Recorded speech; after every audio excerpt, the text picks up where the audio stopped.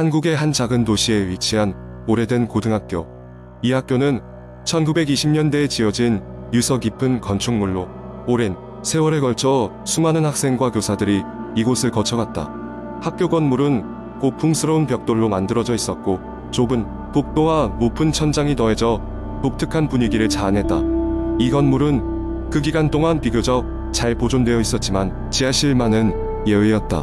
학교의 지하실은 본래 전쟁 시기 비상 대피소로 쓰였으나 오랜 세월 동안 사용되지 않아 지금은 거의 방치된 상태였다. 지하실에 대한 소문은 다양했다.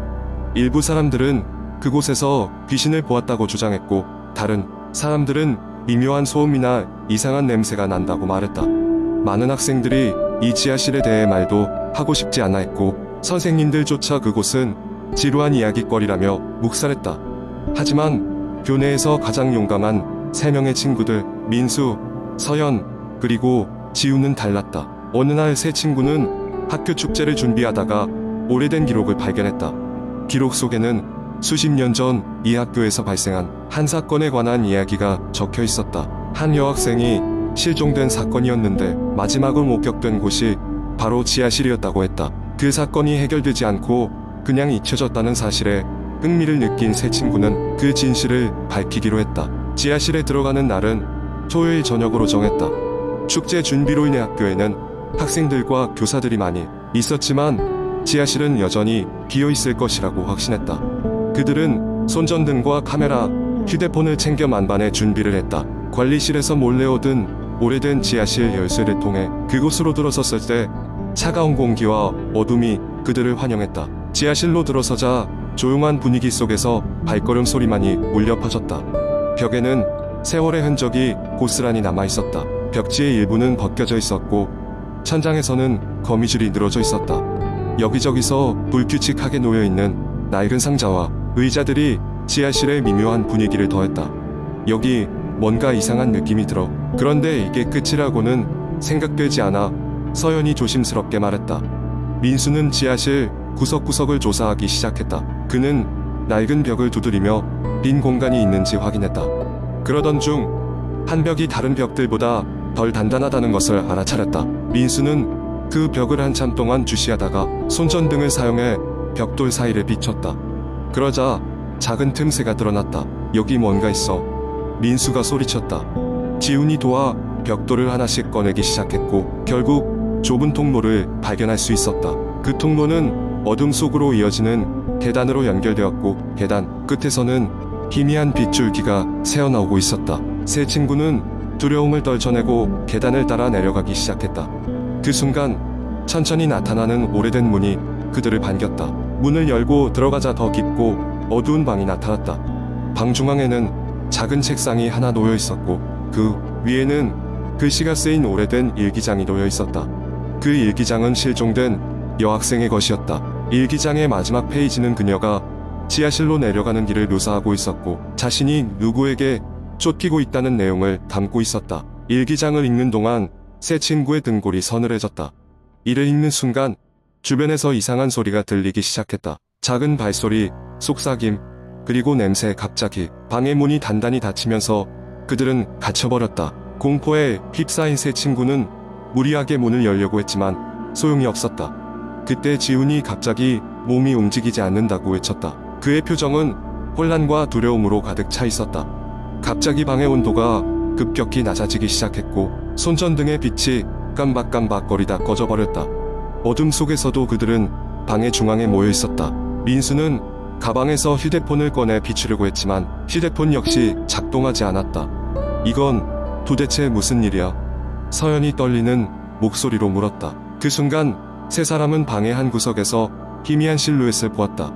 이 실루엣은 점점 더 가까워지더니 그들은 공포에 찬 눈으로 여학생의 형체를 확인할 수 있었다. 그 여학생은 일기장의 마지막 페이지에 묘사된 실종된 여학생과 똑같았다. 그 여학생은 그들을 노려보며 속삭였다. 나를 찾는 것인가? 서연은 마음속으로 기도를 하며 어떻게든 이 상황에서 벗어날 방법을 찾기 시작했다. 그녀는 정신을 집중하고 방의 다른 구석을 살펴보기 시작했다. 그러다 눈에 띄는 작은 장식장을 발견했다. 장식장을 열자 작은 키가 나타났고 그 키는 방을 나갈 수 있는 또 다른 문을 열 수 있었다. 민수가 그 키를 사용해 문을 열었고 세 친구는 그 문을 통해 헐레벌떡 빠져나왔다. 그들은 다시 지상으로 올라와 학교의 대기실에 도착했을 때까지 숨을 몰아쉬었다. 그들 셋은 절대로 다시는 그 지하실에 가지 않을 거라 맹세했다. 그리고 아무에게도 오늘 밤의 일을 말하지 않겠다고 약속했다. 세 친구의 공포 이야기는 학교 내에서 하나의 전설로 남아 몇몇 용감한 학생들이 이 이야기를 듣고 용기를 낼 때마다 그 이야기는 전해졌다. 하지만 누구도 그 전설의 학교 지하실에 정말로 들어가 본 사람은 없었다. 두 번째 이야기 어느 날 나는 오래된 집으로 이사를 가게 되었다. 그곳은 조부모님으로부터 물려받은 집으로 어렸을 적 몇 번 방문했던 기억이 남아 있었다. 그러나 시간이 지나며 많이 변화했고 다소 황폐해진 느낌이 강하게 들었다. 하지만 숙소비 문제로 더 이상 고민하지 않기로 하고 그 집에 정착하게 되었다. 이사 첫날부터 이상한 기운을 느꼈다. 창문으로 들어오는 일련의 바람 소리, 집안 곳곳에 쌓인 먼지들, 시도 때도 없이 울리는 전화 소리 등등. 하지만 나는 오랜만에 와서 그런가 보다 하고 대수롭지 않게 넘겼다. 이사한 지 일주일쯤 되었을까 지하실에 신경 쓰기 시작했다. 분명 작은 보일러실이나 물건 보관소 정도로 생각했지만 뭔가 축축한 기운이 나를 덮치는 느낌이 들었다. 지하실 문은 낡고 녹슬어 있었고 열기가 조금이라도 새어나오면 차가운 기운이 감돌았다. 그럼에도 불구하고 약간의 호기심과 불안감이 섞인 나는 그 문을 열어보게 되었다. 문을 열자 비릿한 냄새와 함께 한기가 나를 덮쳤다. 지하실로 내려가는 계단은 충분히 좁고 깜깜했다. 어두운 조명을 켜자 비로소 지하실 내 구조가 보였다. 오래된 가구들과 상자들, 그리고 무언가 필기된 종이들이 나열되어 있었다. 그중 한 상자 위에는 작은 일기장이 놓여 있었다. 호기심에 일기장을 펼쳐보니 글씨가 삐뚤삐뚤하게 적혀 있었다. 첫 페이지는 이렇게 시작되었다. 이곳에 원래 살던 사람들은 왜 이 지하실을 손대지 말라고 했을까? 그 순간 몸서리를 치며 일기장을 덮었다. 그래도 무언가 알 수 없는 힘에 이끌려 다시 일기장을 열어보았다. 두 번째 페이지에는 더더욱 의미심장한 글들이 이어졌다. 매일 밤 지하실에서 이상한 소리가 들린다고 한다. 누군가의 발소리, 속삭임, 그리고 한숨소리. 나는 그 순간 누군가 지켜보고 있다는 느낌을 받았다. 뒤를 돌아보았지만 아무도 없었다. 후덜덜하게 계단을 올라가 도망쳐 나왔다. 하지만 그날 밤 잠자려고 누웠을 때 정확히 자정이 되자 지하실로부터 발소리와 함께 한숨소리가 들리기 시작했다. 소리는 점점 가까이 다가오는 것처럼 느껴졌고 벽과 천장을 통해 청각을 자극했다. 그 다음날 나는 지하실에 관한 더 많은 정보를 찾기 위해 일기장을 다시 들고 왔다. 일기장은 점점 더 기괴해졌다.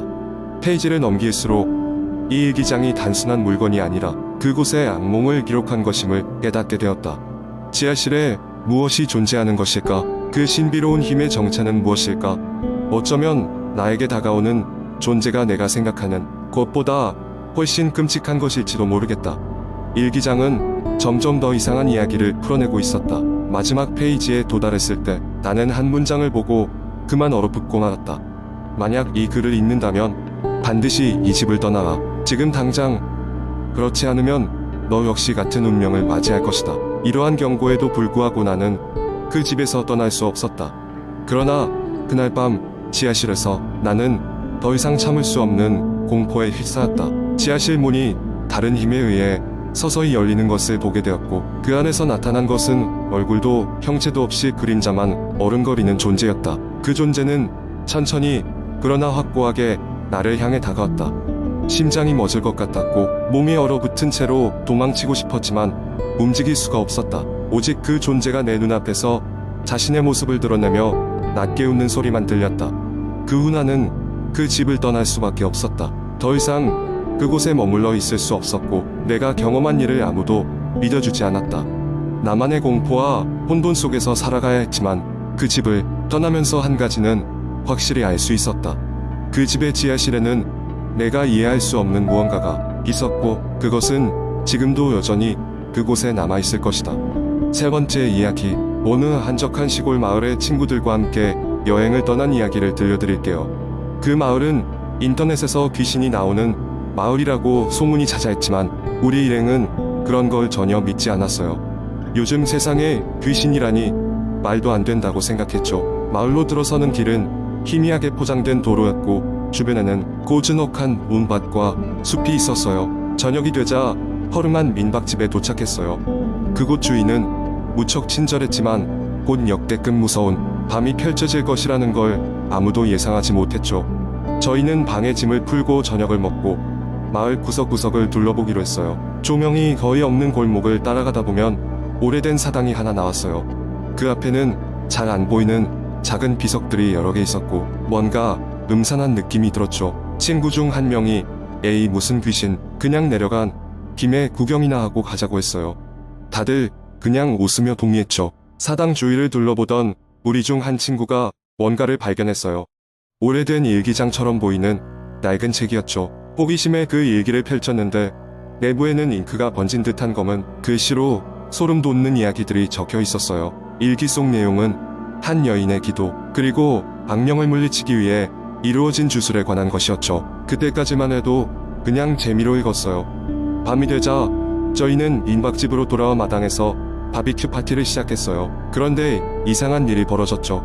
불가에 앉아있던 친구 중 한 명이 갑자기 소리 없이 사라졌어요. 처음엔 그냥 용변을 보러 간 줄 알았는데 시간이 지나도 돌아오지 않자 이상한 느낌이 들었어요. 다들 흩어져서 찾기 시작했어요. 하지만 친구는 어디에도 보이지 않았어요. 그때 저희가 전에 발견한 일기장이 생각났어요. 혹시 그냥 장난처럼 적인 이야기가 아니라 진짜일지도 모른다는 생각이 들었죠. 그리고 친구가 사라진 자리에 뭔가 희미한 발자국 같은 것이 보였어요.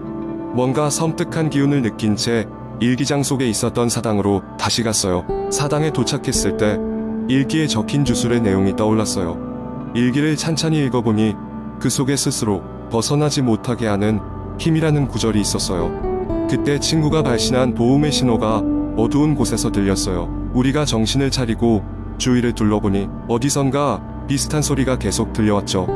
소리를 따라가 보니 사당에서 가장 큰 비석 뒤에 묶여있는 친구를 발견했어요. 친구는 눈물이 가득 고인 채 떨고 있었어요. 그를 구해내자 순간적으로 온몸이 서늘해졌죠. 친구가 겨우 한마디 했어요. 도망쳐야 해. 여기서 빨리 벗어나야 해. 우리는 친구를 데리고 황급히 민박집으로 돌아왔어요. 서로 아무 말도 하지 않아도 이유를 알 수 있었죠. 그 마을에 진짜 뭔가가 있다는 걸 깨달았어요.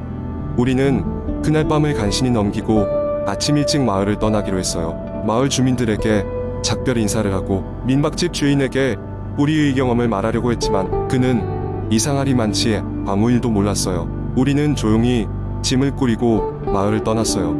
지금도 가끔 그날의 경험을 떠올리면 무언가가 우리를 지켜보고 있었던 느낌이 들어요.